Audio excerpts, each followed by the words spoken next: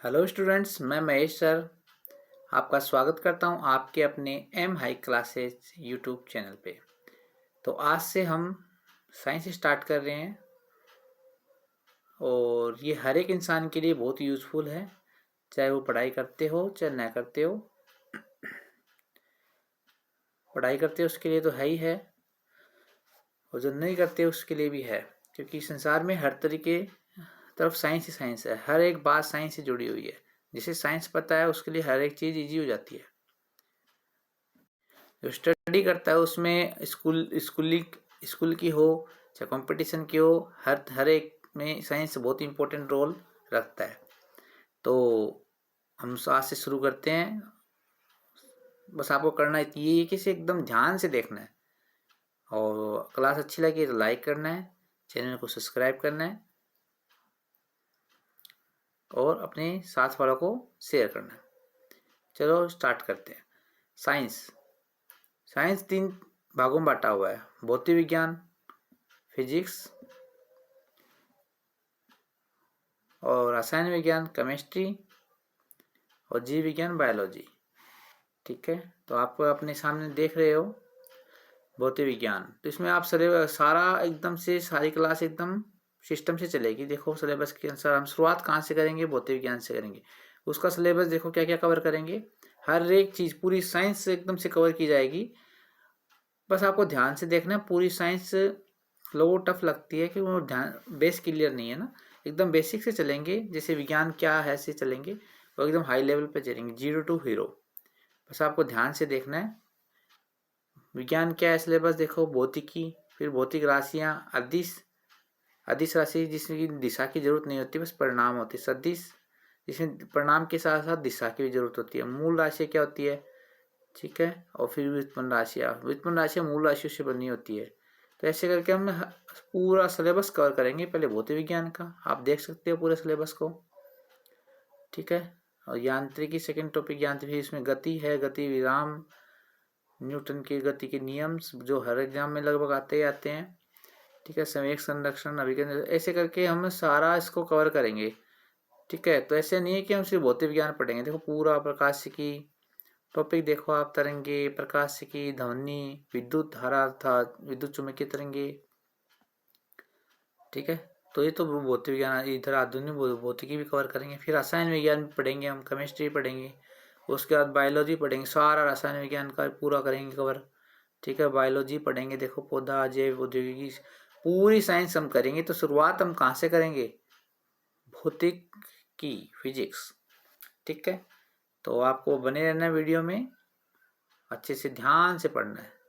चलो शुरुआत करते हैं।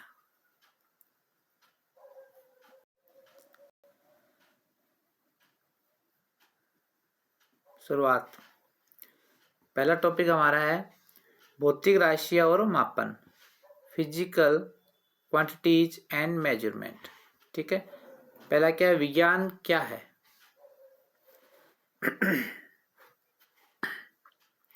तो भौतिक विज्ञान की परिघटनाएं ध्यान से देखेंगे हम।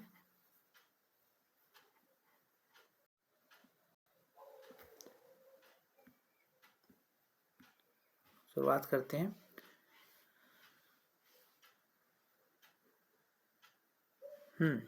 विज्ञान क्या है।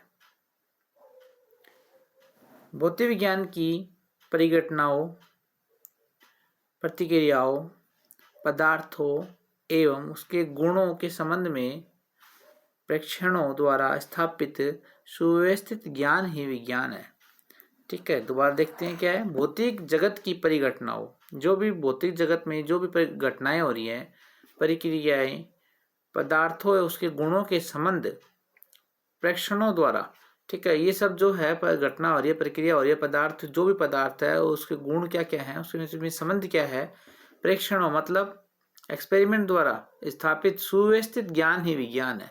हर एक चीज पे एक्सपेरिमेंट किया गया है कि ये से कैसे इस एक्सपेरिमेंट के द्वारा सुव्यवस्थित व्यवस्था की गई है, वही क्या है, उसका जो ज्ञान है वही विज्ञान है। भौतिक जगत से हमारा तात्पर्य उस संसार से है जिसे हम अपनी ज्ञानेंद्रिय द्वारा अनुभव कर सकते हैं, ठीक है। भौतिक विज्ञान से क्या तात्पर्य यहाँ पे, जिसे हम ज्ञानेंद्रियों द्वारा क्या कर सकते हैं, अनुभव कर सकते हैं। ज्ञानेंद्रिय क्या होती है, मास्टर की होती है, जिससे हम ज्ञान प्राप्त करते हैं। आँख, नाक, मुंह, कान, त्वचा, ठीक है।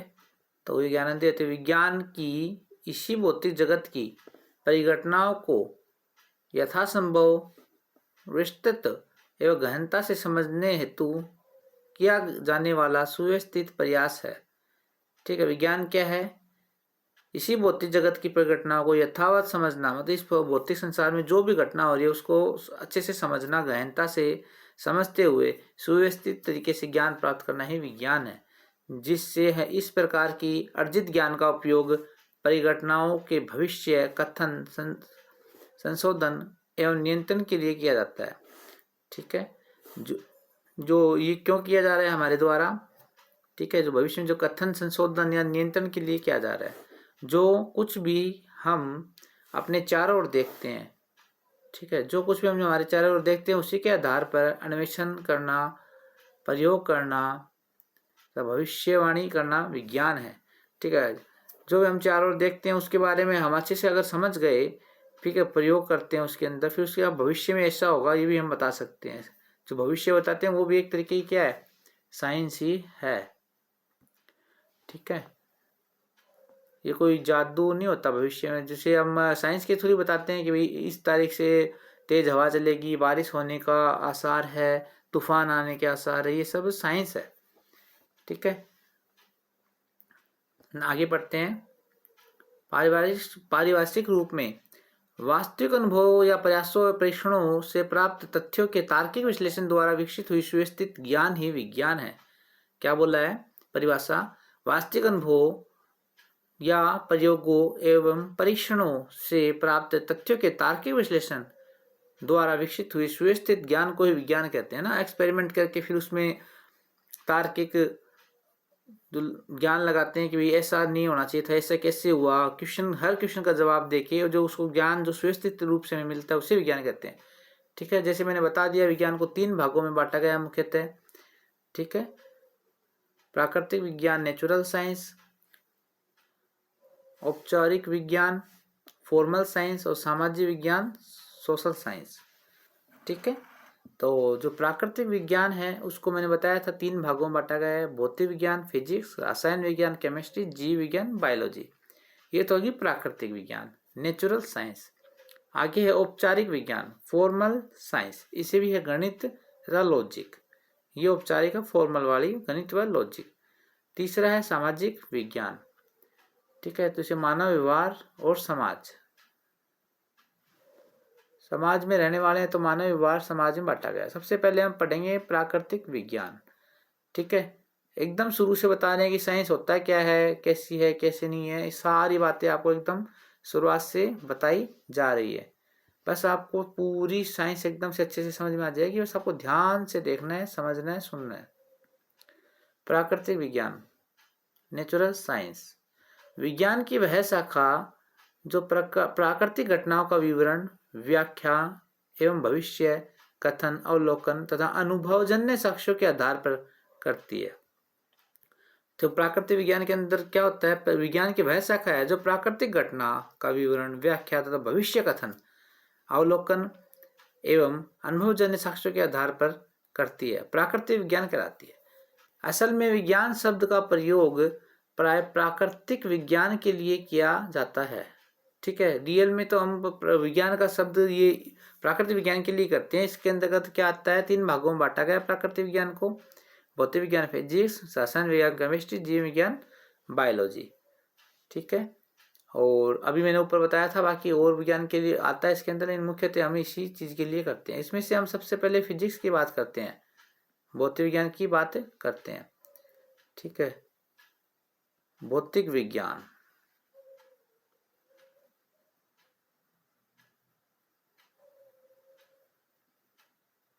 क्या होता है भौतिक विज्ञान, फिजिक्स, इसकी शब्द की उत्पत्ति कहाँ से हुई, ये सब हम सारी बातें इसमें पढ़ेंगे।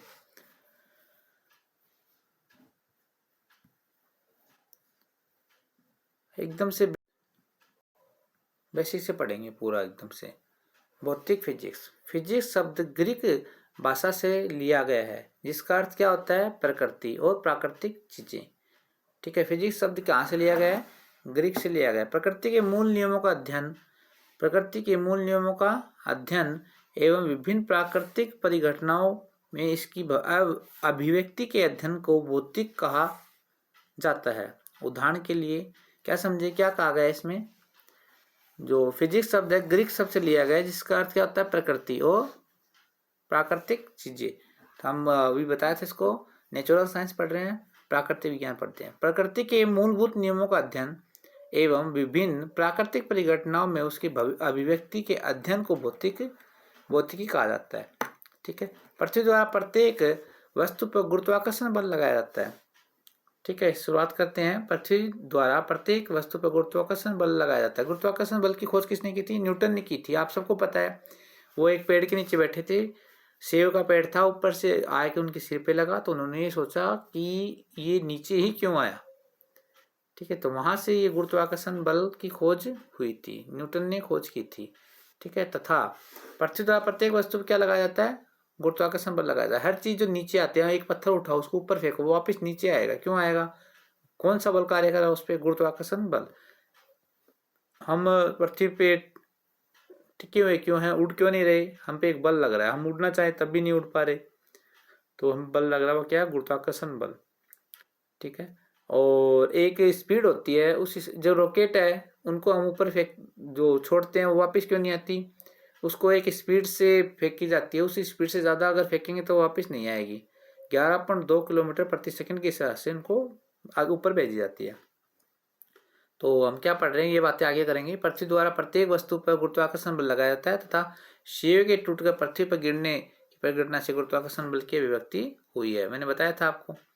ठीक है, ये आपको पता भी होगा सबको। आगे पढ़ते हैं। अध्ययन की सुविधा के लिए भौतिकी को निम्नलिखित भागों में बांटा गया है। ठीक है, यांत्रिकी, तरंग गति, प्रकाशिकी, आधुनिक भौतिकी, ऊष्मा, ध्वनि, विद्युत धारा व विद्युत चुंबकत्व। इसके अंतर्गत ये कितने भागों में हो गई? 4 और 3 7 भागों के अंदर पूरी भौतिक विज्ञान आपको अच्छे से समझा दी जाएगी, पूरी व्यवस्थित रूप से है। तो इसको हम ध्यान से देखने, क्या क्या है? भौतिकी, तरंग गति, प्रकाशिकी, आधुनिक भौतिकी, ऊष्मा, ध्वनि, विद्युत धारा व विद्युत चुंबकत्व। भौतिकी का अध्ययन प्रारंभ करने से पहले हमें यह जान लेना आवश्यक है कि भौतिकी में जिन परिघटनाओं, वस्तुओं और पदार्थों का अध्ययन किया जाता है उसके भौतिक गुणों को भौतिक राशि, जो भी हम भौतिक गुण जिसके करेंगे उसे भौतिक राशियों के रूप में व्यक्त किया जाता है। ठीक है, जैसे हम बाजार से चीनी लेते हैं तो उसको बोलते 1 kg चीनी दे दो। ठीक है, और दूध लेते हैं 1 लीटर दूध दे दो। जो दूध लिक्विड हो गया उसको लीटर में बोला अपन ने। ठीक है, और जो चीनी उसको केजी बोलेंगे। दुकान पे जाके ऐसे तो ना बोलेंगे कि 1 लीटर चीनी दे दो, ऐसे बोलेंगे क्या? नहीं बोलेंगे ना। तो इसे राशि कहते हैं। जो लीटर है, केजी, ये क्या है? राशियां हैं। इनका भी हमें ज्ञान होना चाहिए, एग्जाम में क्वेश्चन भी इससे आते हैं। ठीक है, पढ़ते हैं।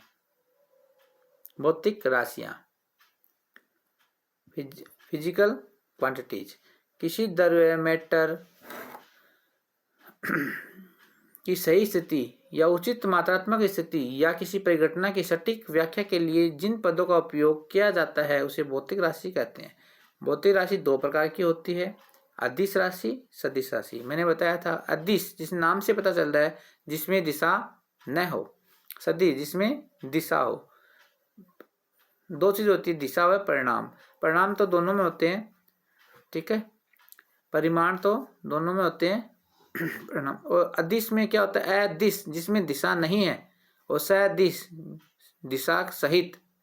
ठीक है, तो अदिश में दिशा नहीं होती और सदिश में होती है। तो ये भी एक क्वेश्चन आते हैं हर कंपटीशन एग्जाम में कि अदिश, इसमें से अदिश राशि कौन सी है, सदिश राशि कौन सी है। तो इसको हम अच्छे से पढ़ेंगे, हर एक चीज एकदम अच्छे से पढ़ेंगे। आप देख रहे होंगे एकदम से शुरुआत से अपनी साइंस के स्टार्ट किया अपन ने। अदिश राशि, सेकुलर क्वांटिटीज। अदिश राशि क्या बोलते हैं? राशि बोले तो क्वांटिटीज, अदिश बोले तो सेकुलर। वे भौतिक राशियां जिन्हें व्यक्त करने के लिए केवल परिमाण मैग्नीट्यूड की आवश्यकता होती है। एक बात और देख रहे हो कि मैं हिंदी इंग्लिश दोनों साथ में चल रही है, तो बाई लैंग्वेज क्लास है, उसमें भी कोई प्रॉब्लम नहीं होगी, इसे हर व्यक्ति देख सकता है। वे हाँ, तो अदिश राशि स्केलर क्वांटिटी क्या होती है? वे भौतिक राशियां जिन्हें व्यक्त करने के लिए केवल मैग्नीट्यूड की आवश्यकता होती है, अदिश राशियां कहलाती है। इन राशियों के साथ कोई दिशा नहीं होती, ठीक है। अदिश बिना दिशा, कोई दिशा नहीं। अदिश राशियों को सामान्य बीजगणित विधि से जोड़ा जा सकता है। ये जोड़ के त्रिभुज नियम का पालन नहीं करती, ठीक है। क्या कहा है? अदिश राशियों को सामान्य बीजगणितीय विधि से जोड़ा जा सकता है। बीजगणितीय गणित का एक रूप है बीजगणित, एल्जेब्रा, उस विधि से इसको जोड़ा जा सकता है। ये जोड़ के त्रिभुज नियम का पालन नहीं करती। उदाहरण, अदिश राशियां कौन कौन सी है? द्रव्यमान, दूरी, चाल, आयतन, कार्य, शक्ति आदि, ठीक है। द्रव्यमान से एक क्वेश्चन बनता है कि चंद्रमा पे जाने पे द्रव्यमान कितना हो जाएगा? द्रव्यमान हमेशा समान रहता है, चाहे चंद्रमा पे जाओ चाहे पृथ्वी पे जाओ, हमेशा भार में अंतर आता है, ठीक है। वो भी आगे बात करेंगे। तो अदिश राशि क्या है? द्रव्यमान, दूरी, चाल, आयतन, कार्य, शक्ति आदि, ठीक है। इसे बार बार में देख लेना, जिसको को एक बार में थोड़ा कम समझ में आ रहा है, वैसे मैं आराम से पढ़ा रहा हूँ एकदम शुरू से, तो वीडियो को एक बार देखो, 2 बार देखो, ठीक है, आराम से रिपीट कर लेना ना, और टाइम टाइम पे रिपीट करोगे तो हम कभी नहीं भूलेंगे। ऐसा होता है किसी किसी को तो बहुत ज़्यादा अच्छे से कोई साइंस आती है, किसी को नहीं आती, उसमें कई कारण है। एक तो उसने कहाँ से पढ़ा है, जैसे आप मेरे से पढ़ोगे, मैं एकदम आराम से शुरुआत से पढ़ा रहा हूँ, तो आपको बेस भी क्लियर हो जाएगा, तो आप समझ जाओगे, फिर आपको याद रहेगा। एक थोड़ा इंसान की भगवान ने जो भूलने की है, उसमें भूल जाते हैं, तो उसको रिवीजन करते हैं। टाइम टाइम पे रिवीजन करो, हमेशा याद रहेगा, ठीक है। सदिश राशियां, वेक्टर क्वांटिटीज। अदिश हमने पढ़ ली, अब क्या है? सदिश राशियां। सदिश राशियां देखेंगे, जैसे नाम से पता चल रहा है, सदिश राशि, वेक्टर क्वांटिटीज। वे भौतिक राशियां जिन्हें व्यक्त करने के लिए परिमाण के साथ साथ, परिमाण तो होगा ही होगा, दिशा की भी आवश्यकता होती है, सदिश राशियां कहलाती है। गणितीय क्रियाओं में सदिश क्रियाओं सदिश राशियों के परिमाण और दिशा दोनों को ध्यान में रखना होता है, ठीक है। कई कई क्वेश्चंस होते हैं जो सीधे सीधे उससे भी आ जाते हैं। अब हम करेंगे, इससे क्वेश्चंस करेंगे, ठीक है। हम इसके इंपॉर्टेंट क्वेश्चन हमने पढ़ लिया, अब उसके क्वेश्चन हम करते हैं, इंपॉर्टेंट क्वेश्चन करते हैं, क्वेश्चन से में और आ जाएंगे। एक इस क्वेश्चनों की खास बात ये है कि ये किसी न किसी एग्जाम में आए हैं, जो इस पे लिखा हुआ भी है ना। चलो हम क्वेश्चंस करते हैं। प्रकाश वर्ष किसकी इकाई है? अब देखो, प्रकाश वर्ष, वर्ष से किसका समय का पता चलता है, लेकिन इस समय के नहीं। ये क्वेश्चन हर बार आता है, हर कंपटीशन में आता है। तो ये दूरी की है, ठीक है। खगोलीय दूरी नापने के लिए, जैसे पृथ्वी से सूर्य की दूरी कितनी है, ऐसे ज़्यादा दूरी नापने के लिए प्रकाश वर्ष काम में लिया जाता है, ठीक है। तो हमेशा याद रखना, बहुत इंपॉर्टेंट क्वेश्चन है। सबसे पहला क्वेश्चन ये मान लो आप, बहुत इंपॉर्टेंट क्वेश्चन है। तो प्रकाश वर्ष किसकी इकाई है? दूरी। एकदम से अच्छे से याद होना चाहिए, चाहे नींदों में उठा के पूछ लो। बहुत अच्छे से पढ़ा रहा हूँ, बहुत अच्छे से क्वेश्चन करेंगे हम, बस आपको ध्यान से देखना है। वीडियो अच्छी लगी, क्लास अच्छी लगे, लाइक करना, चैनल को सब्सक्राइब जरूर कर लेना, बेल आइकन को प्रेस जरूर कर लेना, जिससे आपको ऐसी ही क्लासों का नोटिफिकेशन मिलती रहे, ठीक है। और अपने दोस्तों को शेयर करो। अगला नेक्स्ट क्वेश्चन करते हैं। निम्नलिखित में से कौन सी अदिश राशि है? ठीक है, अभी पढ़ गए थे हम सदिश व अदिश। तो जो जिसमें अदिश क्या होता है? जिसमें अदिश दिशा नहीं हो, तो बताओ क्या है? ABCDE। अब ये ई ऑप्शन और आ गया, ठीक है। तो बताओ भाई, बल है कि दाब है कि वेग है कि त्वरण है, ठीक है। तो अभी बताया था मैंने, जिसमें दिशा ना हो उसमें क्या आता है? दाब, ठीक है। तो दाब आएगा, इसका सही आंसर क्या आ जाएगा? बी आ जाएगा। बी जिसने भी किया उसका सही है, कमेंट करके आंसर जरूर बताते रहें, और लास्ट में बताइए आपके कितने क्वेश्चन सही हुए हैं। नेक्स्ट क्वेश्चन करते हैं।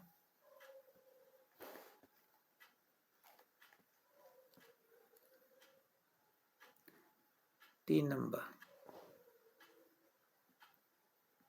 निम्नलिखित में से किस राशि का मात्रक नहीं है? ऐसी भी राशि होती है जिसके मात्रक नहीं होते, ठीक है। तो विकृति, आंसर सी, विकृति का कोई मात्रक नहीं होता। ये भी क्वेश्चन आते हैं, आपके सामने लिखा हुआ भी है, ऊपर वाला भी देखो, बीपीएससी प्री में 2019 में आया था। आदतता किस, तो विकृति की क्या याद करेंगे हम, विकृति का कोई मात्रक नहीं होता, ठीक है। आदतता किस उपकरण से मापी जाती है? अब उपकरण की बात भी होती है, जो माप रहे हैं उसके लिए उपकरण भी तो चाहिएगा ना, किससे माप रहे हैं। तो आर्द्रता किससे मापा जाता है बताओ? हाइग्रोमीटर से। किससे मापा जाता है? हाइग्रोमीटर से। इलेक्ट्रोमीटर से क्या मापा है? दूध की शुद्धता मापी जाती है, ठीक है, दूध शुद्ध है नहीं है। हाइड्रोमीटर से क्या मापा जाता है? जो पानी के अंदर जो हम चलते हैं उसमें गहराई कितनी है, वोट वगैरह चलती है ना, उस हिसाब से। क्वेश्चन नंबर 5 देखो, क्वेश्चन नंबर 5, इसको थोड़ा और छोटा कर लें। 3 क्वेश्चन तो एक बार में दिखना चाहिए ना। चलो, हाँ जी बताइए। एक डाइन, 5 नंबर क्वेश्चन, आंसर ऐसे करना, 5 में ए है, बी है, सी है, ऐसे बताना आपको। एक डाइन सीजीएस पत्ती में बल का मात्रा किसके बराबर होता है? ठीक है, पत्ती भी 3 प्रकार की होती है, सीजीएस, एमकेएस और एसआई पत्ती तो होती है जैसे ना। तो सीजीएस पत्ती में बताइए कि डाइन, एक डाइन किसके बराबर है? सीजीएस पत्ती में बताना, जैसे बता दें कि सीजीएस में बताओ, एसआई में बताओ, एमकेएस में बताओ, ठीक है, तो उसी हिसाब से हमें बताना है, इसके बारे में बात करेंगे। तो एक डाइन बराबर होता है 10⁻⁻5 kg मीटर पर सेकेंड स्क्वायर। डी का इसका सही हो जाएगा, क्या आएगा भाई? 10⁻⁻5 kg मीटर पर सेकेंड स्क्वायर एक डाइन का मात्रक है। दाब की इकाई क्या होती है? दाब की इकाई क्या होती है? बहुत इंपॉर्टेंट क्वेश्चन, हर एग्जाम में मिलते हैं। किसी बच्चे के अच्छे नंबर आ जाते हैं, कम पढ़ गए भी किसी के ज़्यादा आ जाते हैं, और किसी के ज़्यादा आते कम पढ़ गए, और कोई ज़्यादा पढ़ लेता फिर भी कम आते हैं। क्यों? उनको पता नहीं है, जो सब कुछ पढ़ते हैं, सब कुछ, दिमाग की हर चीज़ की एक लिमिट होती है। अब कचरा भरे जाएंगे जो जिससे क्वेश्चन आते नहीं है। कंपटीशन एग्जाम के वो पढ़ना चाहिए जिससे ज़्यादा क्वेश्चन आते हैं। मैं आपको यहाँ पे बहुत ही ज़्यादा इंपॉर्टेंट जो है वो उस पर ज़्यादा करा रहा हूँ ना। दाब की इकाई क्या होती है, हर एक क्वेश्चन में आते हैं। जो मैं करा रहा हूँ वो हर एक चीज़ आपको आनी ही आनी चाहिए, ठीक है। तो दाब की इकाई क्या होती है? न्यूटन होती है। सब ऐसे करेंगे, दाब की इकाई न्यूटन पर वर्ग मीटर। ध्यान से देखो, क्या होती है दाब की इकाई? न्यूटन पर वर्ग मीटर, ठीक है। 1 वर्ग मीटर पे कितना दाब पड़ रहा है न्यूटन पर, कितना न्यूटन दाब पड़ रहा है। सूर्य की फोटोग्राफी के लिए, तो 6 में ए हो जाएगा। क्वेश्चन नंबर 7, सूर्य की फोटोग्राफी के लिए किस उपकरण का उपयोग किया जाता है? सूर्य की फोटोग्राफी के लिए किस उपकरण का उपयोग किया जाता है? देखो भाई बताइए, ए आएगा इसमें, क्या आएगा? ए, स्पेक्ट्रो हीलियोग्राफ। तो सूर्य की फोटोग्राफी, अब देखो ये फोटोग्राफी से याद करने की वो भी होती है कि याद करिए, ग्राफ है, ग्राफ से आप ग्राफ इसको ऐड कर सकते हो। तो सूर्य की फोटोग्राफी पूछे तो स्पेक्ट्रोहीलियोग्राफ, स्पेक्ट्रोहीलियोग्राफ। नेक्स्ट क्वेश्चन, 7 में ए आ जाएगा। 8, क्वेश्चन नंबर 8, धर्म किसका यूनिट है? थर्म किसका यूनिट है? तो थर्मामीटर से हम क्या नापते हैं? थर्म से थर्मामीटर उष्मा नापते हैं, तो उष्मा का मात्रक है थर्म। बहुत उच्च, तो 8 में भी हो जाएगा। क्वेश्चन नंबर 9, बहुत उच्च तापमान को मापने के लिए हम प्रयोग करते हैं, जैसे कि ज़्यादा दूरी को मापने के लिए हमने अभी क्या किया था? प्रकाश वर्ग, ठीक है। और अभी ये क्या, उच्च तापमान को नापने के लिए हम क्या उपयोग में लेते हैं, ठीक है। तो ताप विद्युत उतापमापी, सी नंबर जो है इसका आंसर वो हो जाएगा, ताप विद्युत उतापमापी। अधिक है उच्च ताप, तो उच्च से क्या हो गया? उतापमापी, ठीक है, सी नंबर इसका आंसर हो जाएगा। 10 नंबर क्वेश्चन देखो, 9 में सी। 10 का, एक्स किरणों के तरंग दैर्ध्य को मापने के लिए कौन से उपकरण का प्रयोग किया जाता है, ठीक है। मान लो किसी को थोड़ी कम आती है साइंस से, पहली बार में आंसर नहीं दे पा रहे, तो कोई दिक्कत नहीं है, इसको एक बार देखो। फिर इसको अच्छे से देखो, फिर दोबारा वीडियो में जाओ, दोबारा चलाओ, उसके आंसर खुद से दो। Practice make man perfect, practice करनी पड़ती है ना हर चीज़ की, प्रैक्टिस करोगे तो आप परफेक्ट हो जाओगे। एक्स किरणों के तरंग दैर्ध्य को मापने के लिए कौन से उपकरण का प्रयोग किया जाता है? बताओ भाई, एक्स किरणों के माप के लिए कौन से उपकरण का प्रयोग किया जाता है? ऑप्शन यहाँ पे है, बताइए, आपके सामने है ऑप्शन, इसमें से बताओ कौन सा सही आएगा।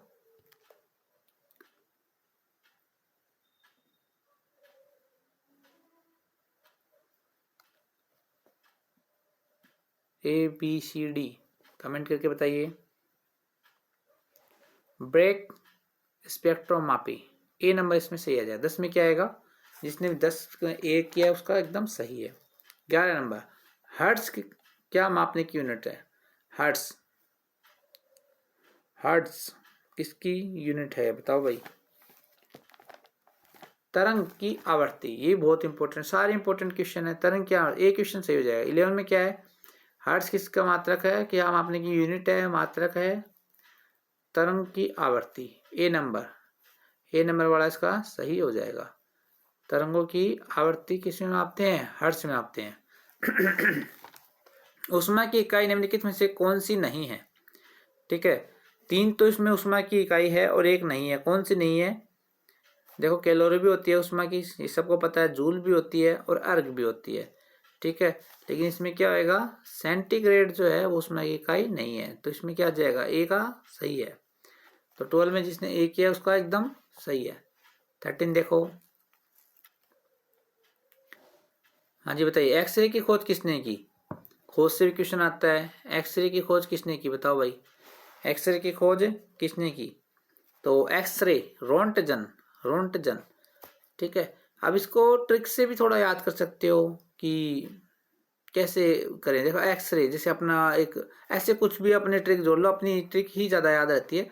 जैसे एक्सरे, अपना दोस्त साथ में जा रहा था और वो उसका एक्सीडेंट हो गया, उसकी हड्डी टूट गई, तो वो रोने लगा। क्या रोने लगा? फिर उसका डॉक्टर ने हड्डी टूटने में जो एक्सरे बताते हैं ना, एक्सरे देख करके देखें कहाँ से टूटी है, कितनी टूटी है, तो वो रोने लगा था। तो एक्सरे की खोज किसने की थी? रोंटजन ने, रोंटजन ने।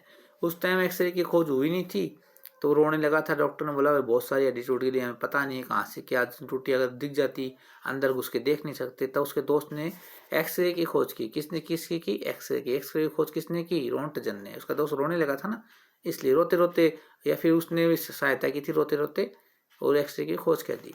प्रकाश वर्ष होता है, देखो मैंने बताया था ना प्रकाश वर्ष, बताओ भाई, बताओ बताओ क्या होता है प्रकाश वर्ष? वैसे तो बताया था आपको, दूरी का मात्रक है। उसमें भी क्या है? प्रकाश द्वारा 1 वर्ष में चली गई दूरी, सी नंबर का इसका आंसर हो जाएगा। प्रकाश द्वारा 1 वर्ष में चली गई दूरी क्या कहलाता है? प्रकाश वर्ष कहलाता है। इसकी आपको बहुत क्वेश्चन आते हैं इसमें एग्जाम में, तो याद कर लेना है। प्रकाश वर्ष दूरी का मात्रक है, और 1 वर्ष में चली गई प्रकाश की दूरी ही क्या कहलाती है? प्रकाश वर्ष कहलाती है। पारसेक किसका मात्रक है? पारसेक, हाँ बताओ भाई, ये भी दूरी का मात्रक है। ठीक है, ये प्रकाश वर्ष से भी बड़ा है। ठीक है, ये भी एक प्रकाश से भी सबसे बड़ी जो दूरी मापने की इकाई है, खगोलीय दूरी मापने की, वो पारसेक है। ठीक है, नेक्स्ट क्वेश्चन। लगभग एक पारसेक में 3 प्रकाश वर्ष होते हैं लगभग। नेक्स्ट, रक्त दाब मापने का यंत्र क्या कहलाता है? बताओ भाई, ब्लड प्रेशर मापते हैं, वो क्या यंत्र का नाम क्या है? किससे मापते हैं? ABCD कमेंट करके बताइए। वो होता है बी नंबर, इसका आंसर सही हो जाएगा, स्फिग्मोमेनोमीटर। जिसने बी आंसर दिया है उसका एकदम सही है। तो रक्त दाब किस में मापते हैं, कौन सा यंत्र में मापते हैं? स्फिग्मोमेनोमीटर। जो डॉक्टर जाते हैं ना, पहले तो वो लगा के फिर ऐसे ऐसे ऐसे करते थे, आजकल तो सीधा भी आने लगा, बटन दबा दो, घरों में रखते हैं। तो उसका नाम क्या है? स्फिग्मोमेनोमीटर। 6 फीट लंबे व्यक्ति की ऊंचाई, 17 नंबर। 16 में जो बी दिया उसका सही है। क्वेश्चन नंबर 17, 6 फीट लंबे व्यक्ति की ऊंचाई नैनोमीटर में कैसे व्यक्त की जाती है? अब फीट में तो अपने को पता है कि भाई 6 फीट है, अब नैनोमीटर में बताइए भाई कैसे, कितना होगा? ठीक है, तो 6 फीट वाले की बताइए भाई, 183 × 10 की पावर 7 नैनोमीटर हो जाएगा। तो जिसने भी सी का आंसर दिया उसका सही है। 18 नंबर, शक्ति का मात्रक क्या होता है? शक्ति का मात्रक बताइए भाई। बहुत इजी क्वेश्चन आ रहे हैं, बहुत इंपॉर्टेंट क्वेश्चन है। ABCD, शक्ति का मात्रक वॉट। ठीक है, अब इसे देखो कितने वोट की मशीन है ना, कितना जो भी पावर है, रोड लाते हैं अपन है ना। अब किसी से जल्दी पानी गर्म हो जाता है, किसी से लेट होता है, तो हम पूछते कितने वोट की भाई। और जैसे घरों में बल्ब तो सभी तो कितने वोट का बल्ब है, 8 वोल्ट का है। 100 पहले 100 वोट का बल्ब आता था ना, तो वो शक्ति तो होती है ना उसकी, ज़्यादा वोट के तो ज़्यादा रोशनी करेगा। तो शक्ति का मतलब क्या हो गया? वोट हो गया। नेक्स्ट,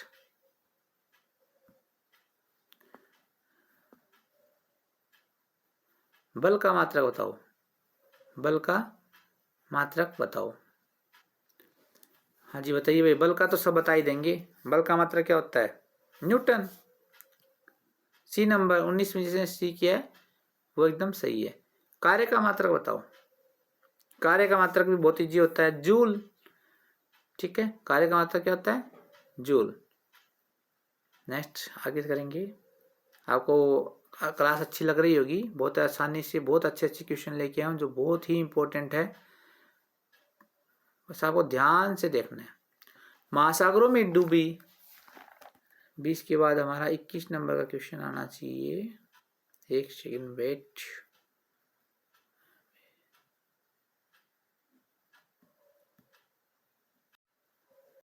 हाँ भाई, इंपॉर्टेंट क्वेश्चन ज़्यादा कर रहे हैं हम यहाँ पे ना, तो 1 मिनट बड़ा कर लेते हैं इसको,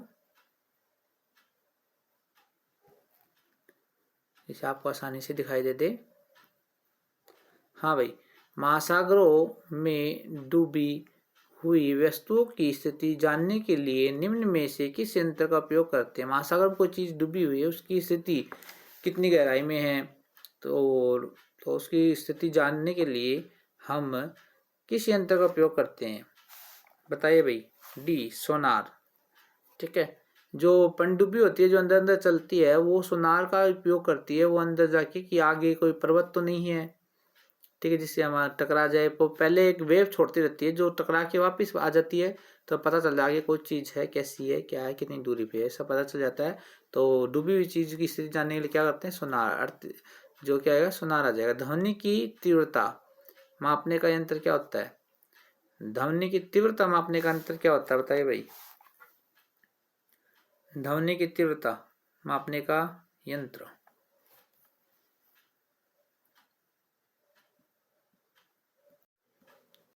हाँ बताओ, ABCD। ध्वनि की तीव्रता एनीमोमीटर। ध्वनि की तीव्रता एनीमोमीटर, बी में जो है एनीमोमीटर वो हमारा सही हो जाएगा। पायरोमीटर किसके मापन का उपयोग करता है? बताओ। पायरोमीटर उच्च ताप पायरोमीटर। आप देख सकते हो, देखो कितने एग्जामों में आए हुए हैं क्वेश्चन, कितना इंपॉर्टेंट है। पायरोमीटर उच्च ताप, पायरोमीटर उच्च ताप। ठीक है, एकदम से याद होना चाहिए हमें, कोई कभी भी कैसे भी पूछ लो। नेक्स्ट क्वेश्चन, एनीमोमीटर से निम्नलिखित में से किसका मापन किया जाता है? एनीमोमीटर में निम्नलिखित में से किसका मापन किया जाता है? बताओ भाई। एनीमोमीटर में किसका उपयोग किया जाता है?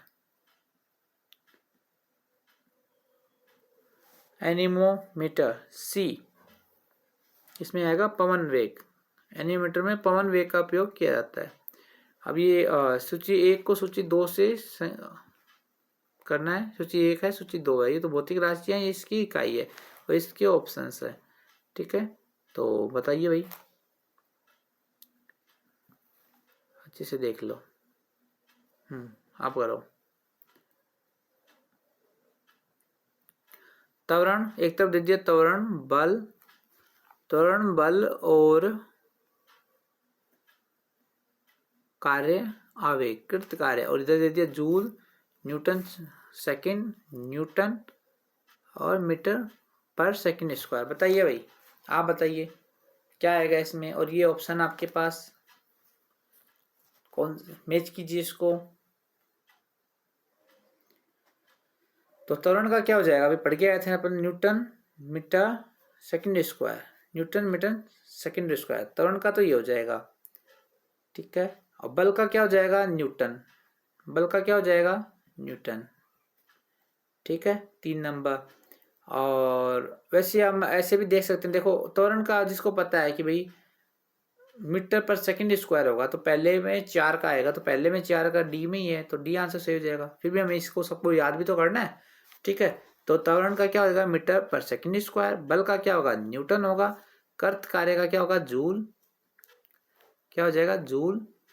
ठीक है, अब बचा क्या आवेग, तो आवेग का क्या हो जाएगा, क्या हो जाएगा न्यूटन पर सेकेंड, न्यूटन पर सेकेंड, न्यूटन पर सेकेंड।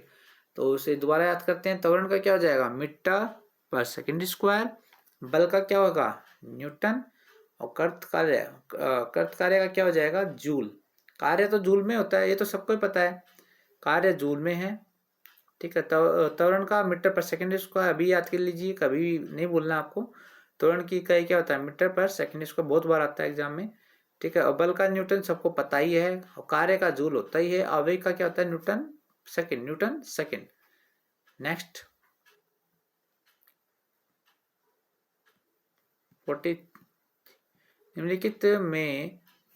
निम्नलिखित में से ऐसा यूनिट में कौन सी सम्मिलित नहीं है। ठीक है, ऐसा यूनिट में कौन सी सम्मिलित नहीं है, तो बताओ भाई। कार्य का जूल होता है, बल का न्यूटन होता है, द्रव्यमान का किलोग्राम होता है, और दाब का डाइन होता है। कौन सा सम्मिलित नहीं है भाई, बताओ। दाब का डाइन तो ना होता है, बताओ दाब का डाइन तो ना होता है, तो डी क्या है इसमें सही है जो सम्मिलित नहीं है। बाकी ऐसा ही में कार्य को जूल की मात्रा, कार्य का जूल है, बल का न्यूटन है, द्रव्यमान का किलोग्राम है। ठीक है, नीचे भी सूची का क्वेश्चन आ गया तो इसे हमें वो करना पड़ेगा। बताओ भाई, 1 को 2 से वो करना है, इसको आगे ऑप्शन मिल जाएंगे। इकाई है और प्राचल है, इकाई और प्राचल। तो भाई बताओ इकाई वोट, नोट, नॉटिकल मील और कैलोरी, ऊष्मा, नौ संचालन। ठीक है, समुद्री जहाज की गति और शक्ति। बताओ भाई, नॉटिकल मील, मील और नॉटिकल मील तो दूरी से होता ना, तो नॉटिकल मील ये भी गति जो भी होगी। तो उष्मा, उष्मा कैलोरी, उष्मा आपको पता है डी से ए हो जाएगा कैलोरी उष्मा। ठीक है, तो डी में 1। अब बताओ नॉटिकल मील, समुद्र जहाज की गति आएगा ये, है ना, नौ संचालन। चलो इसका ऑप्शन देखते हैं ऊपर जाके, ये उसके ऑप्शन है। ठीक है, तो इसमें कौन सा सही आएगा, सी वाला सही आएगा इसमें। 4 3 2 1, 4 3 2 1 देखते हैं, 4 3 2 1। ठीक है, तो वोट का शक्ति हो जाएगा, क्या हो जाएगा वोट शक्ति। और अब मैंने क्या बताया था, देखो, और नोट का क्या हो जाएगा, नोट का हो जाएगा समुद्र जहाज की गति। ठीक है, वोट शक्ति का मात्रक है और नोट किसका आता है समुद्र जहाज की गति। और नॉटिकल मील नौ संचालन, मैंने कहा था ना कि नॉटिकल मील जो समुद्र में जो जहाज चलाते हैं उसके लिए, तो नौ का जो संचालन करते हैं उसके लिए नॉटिकल मील। और कैलोरी उष्मा का है, कैलोरी उष्मा का है, हमें पता ही है। ठीक है, तो इसमें जाएगा 4 3 2 1, 4 3 2 1। ठीक है, नेक्स्ट क्वेश्चन करते हैं।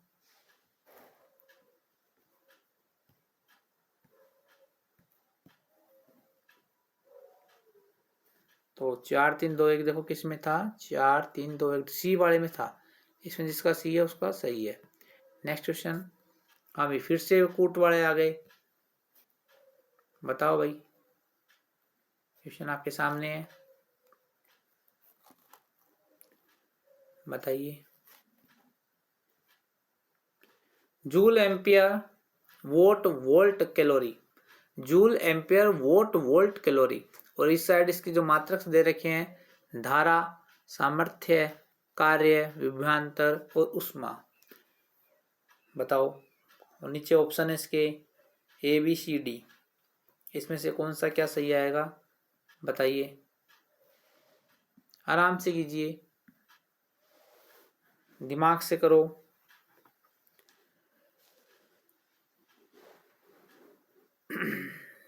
सही आंसर आना चाहिए जूल एम्पियर, ठीक है, वोट, वोल्ट, कैलोरी। तो हमें जो जो आता है पहले उसको मिला लो ना। एम्पियर धारा होता है ना, एम्पियर तो धारा ही होती है। तो देखो बी में एक किसमें है,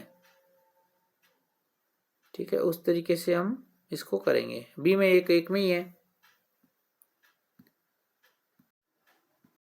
ये भी एक क्वेश्चन करने का तरीका होता है, जिसमें एक में हो गया। देखो एम्पियर का धारा होता है, हमें सबको पता है, ठीक है। तो बी में एक किसमें, सिर्फ एक में है, तो मतलब ए वाला ऑप्शन आ जाएगा। ये देखो सिर्फ एक में, बी में एक और किसी में नहीं है, तो ए वाला हो जाएगा। लेकिन बाकी भी तो सीखना है हमें, ठीक है। तो जूल किसकी का, ये देखो अभी करके आए थे हम। जूल, जूल किसकी बताओ, कार्य की है, ठीक है। और वोट किसकी है, मैं भी तो बताया था ना, इतने वोट का जो बल्ब है उसकी इतनी जो रोड है, तो वोट सामर्थ्य है, अगली सामर्थ्य शक्ति है ना, कितनी सामर्थ्य कितनी है, तो वोट सी में क्या हो जाएगा, 2 का हो जाएगा, ठीक है। वोट किसका है, इतने वोट, विभवांतर, इतने वोट, विभवांतर, विभवांतर होती है ये, वोट क्या है, विभवांतर, ठीक है। और कैलोरी, ऊष्मा, कैलोरी, ऊष्मा, ऊष्मा किसमें मापती है, कैलोरी में मापी जाती है, ठीक है। तो इसका ए वाला जिसने किया है 45 में, उसका एकदम सही है। इनको बार बार में देखोगे ना, पढ़ाई की याद करोगे तब ये अच्छे से याद हो जाएंगे। निम्न में से कौन सुमिलित नहीं है, अभी जो क्वेश्चन आके वैसे ही है, बताओ सुमिलित कौन सा नहीं है, इनमें से कौन सा सुमिलित नहीं है। हाँ अभी देखो आप कर सकते हो, आराम से कर सकते हो। पहले देखो मैं आपको बता रहा हूँ, नोट, नॉटिकल मील। अब मैंने बताया था नोट किससे, जहाज में की चाल की माप, ठीक है। नोट जहाज जो नौकायान है वो करते हैं। नॉटिकल मील नौ संचालन में प्रयुक्त दूरी की इकाई, अभी करके आया था ना नॉटिकल मील, जो दूरी की इकाई होती है जो नौ संचालन में प्रयुक्त करते हैं, समुद्री दूरी नापने के लिए नॉटिकल मील। और नोट जहाज में चाल, चाल जो करते हैं वो नोट में करते हैं ना। और एंगस्ट्रॉम, प्रकाश के तरंग दैर्घ्य की इकाई क्या होती है, एंगस्ट्रॉम। ये भी बहुत बार आई हुई है, ध्यान से देखो। तो तीनों तीनों सही है। प्रकाश वर्ष अभी मैंने बताया था, समय का, वर्ष से क्या लगा, समय पता चलता है, लेकिन ये क्या है, दूरी का है। अभी हम इसके पढ़ के आए थे, खगोलीय दूरी नापने का। तो इसका असुमिलित पूछा था, तो ये गलत दे रखा है, तो डी का आंसर हमारा सही आ जाएगा। नेक्स्ट देखो, सूची 1 को सूची 2 से सम्मिलित करना है, ठीक है। ये ऑप्शंस है, बताइए भाई। सारे क्वेश्चन आए हुए क्वेश्चन है, बहुत इंपॉर्टेंट क्वेश्चन लिए हैं, जो एकदम से हमें आने चाहिए। कुछ क्वेश्चन होते हैं जो हमें नहीं आए, जो टफ होते हैं एकदम, तो किसी नहीं आए तो उसमें दिक्कत नहीं होती। लेकिन कुछ क्वेश्चन ऐसे होते हैं जो हमें आने चाहिए, जो नहीं आए तो हम कॉम्पिटिशन से बाहर हो जाते हैं, ठीक है। तो पहले उन क्वेश्चन को वैसा नॉलेज जो लेना चाहिए जो हमें आना चाहिए ना, तो वो है बहुत ही इंपॉर्टेंट। ये सब आना चाहिए, एक बार में नहीं है, 2 बार देखो, 3 बार देखो, लेकिन हमें आना चाहिए अगर हमें कभी एग्जाम पास करना है तो। सूची 1 और 2 बताओ भाई। एनिमोमीटर, सिस्मोग्राफ, एनिमोमीटर, सिस्मोग्राफ, बेरोग्राफ और हाइग्रोमीटर, ठीक है। अभी मैं बता के भी गया था, हाइग्रोमीटर का भी बताया था, सिस्मोग्राफ का भी बताया था। अभी तो देखो आप पता चल जाएगा ना, भूकंप, ठीक है, वायुमंडलीय दाब, वायु वेग और आर्द्रता। बताइए, हाँ भाई बताइए भाई, क्या आंसर आएगा इसमें।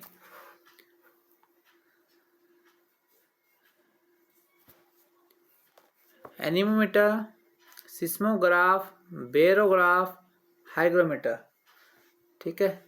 बताइए क्या आंसर आएगा इसमें। भूकंप, वायुमंडलीय दाब, वायु वेग, आर्द्रता, ठीक है। तो इस ऐसे क्वेश्चन को करने का आसान तरीका है, जो हमें आता है पहले उसको देख लो ना।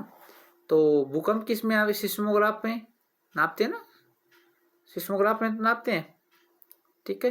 तो बी में 1 देखो किसमें है, तो अब देखो इजी बात है, तो 3 में आ गए, मतलब ये तो कैंसिल हो गया, ए वाला तो क्या हो गया, कैंसिल हो गया, इसको तो कट कर दो। ऐसे एग्जाम में किया करो ना।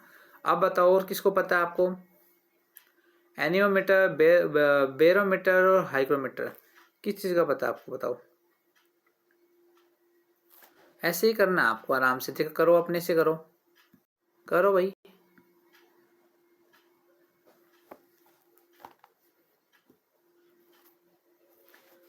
एक तो कैंसिल हो गया था ना अपना, चलो मैं अभी करता हूँ, साथ में करते हैं अपन, ठीक है। अब बताओ और किसका पता आपको, क्या किया था हमने,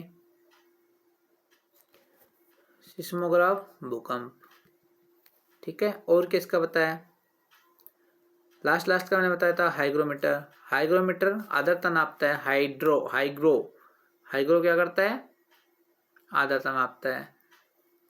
तो डी में 4 देखो किसमें है, अब पहले में और चौथे में है, पहला कैंसिल हो गया तो आंसर क्या गया, चौथा, 4th, डी नंबर, ठीक है। और बाकी का भी देखते हैं।